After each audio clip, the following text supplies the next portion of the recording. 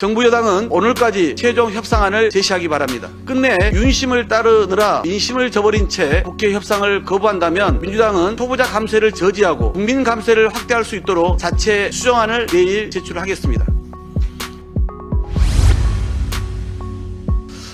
법정 시한과 정기국회 내에 처리하지 못한 내년도 예산안을 놓고 국회의장이 최종 통보한 시한이 하루 앞으로 다가왔습니다.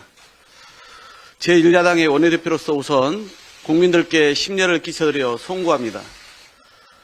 예년과 달리 내년도 예산안 처리가 왜 난항을 겪고 있는지는 그간 심사와 협상 과정을 돌아보면 이유를 찾을 수가 있습니다.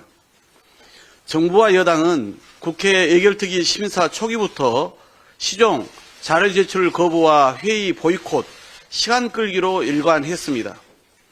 원내대표와 정책위 의장 협상 단계로 넘어온 이후에도 야당인 우리 민주당이 양보할 건 양보하면서 타결을 위해 오히려 노력하고 있는데 반해 정부 여당은 서로 책임을 떠넘기면서 두 손 놓는 식의 한가한 모습을 계속 보여주고 있습니다.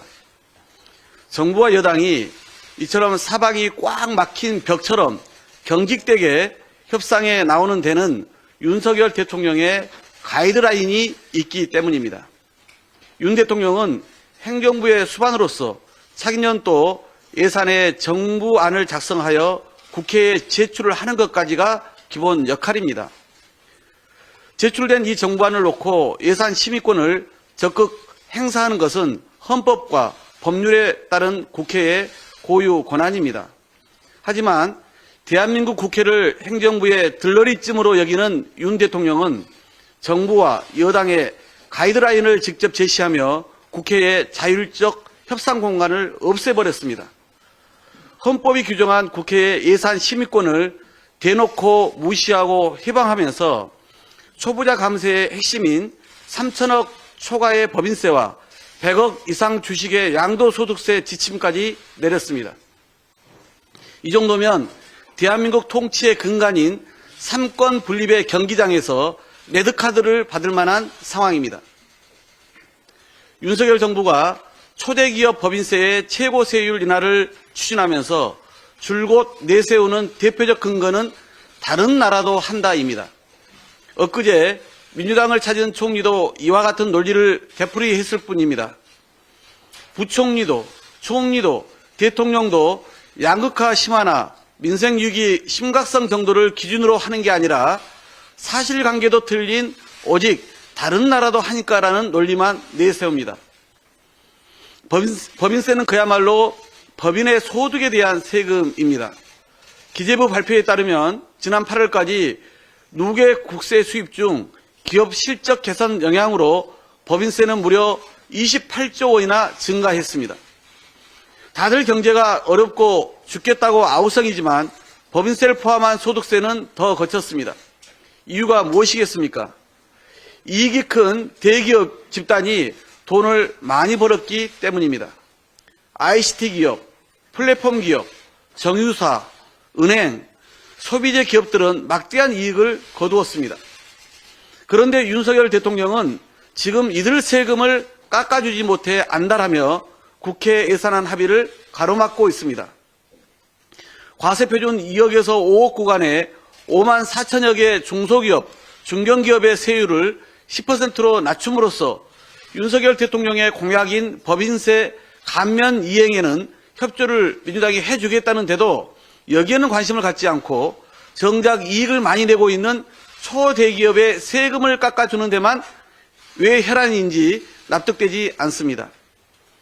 그래놓고 윤석열 대통령은 사회적 약자를 지원하고 경제 회복에 초점을 둔 예산 편성이라 주장합니다.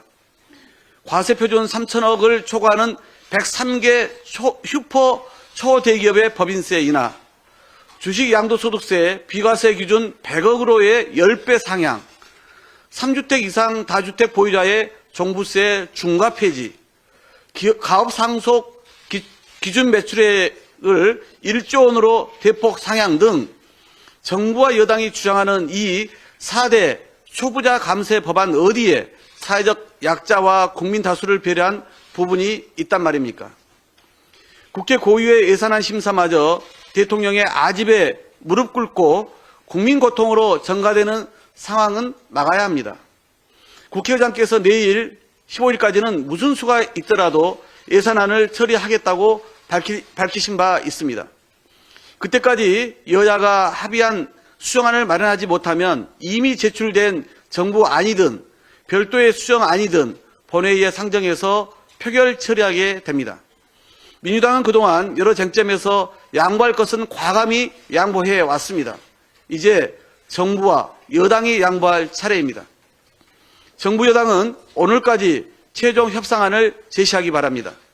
끝내 윤심을 따르느라 민심을 저버린 채 국회 협상을 거부한다면 민주당은 초보자 감세를 저지하고 국민 감세를 확대할 수 있도록 자체 수정안을 내일 제출하겠습니다. 우리 민주당이 부득이 수정안을 제출하더라도 윤석열 정부가 작성한 639조 원의 예산안은 거의 그대로 인정하고 0.7%도 되지 않은 매우 일부 예산만 삭감 조정할 것입니다.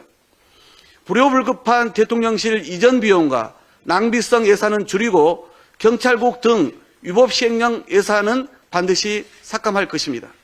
대신 극소수 초보자를 위한 감세는 막아내고 대다수 국민에게 세금을 깎아주는 예산 부수 법안도 담게 됩니다. 감세를 통해서 중소 중견기업, 유리지갑 직장인들, 고금리의 월세 부담으로 신음하는 많은 국민께 더 두터운 혜택을 드리고자 하는 것입니다. 우리 민주당은 정부와 여당이 지금이라도 전향적인 입장을 내놔서 합의된 수정안으로 예산이 최종 처리될 수 있기를 진심으로 바랍니다. 하지만 내일은 예산안을 반드시 처리해야 하므로 데드라인은 분명히 오늘까지입니다. 정부 여당과 윤석열 대통령이 부디 대승적인 결단을 내리길 촉구하며 답변을 기다리겠습니다.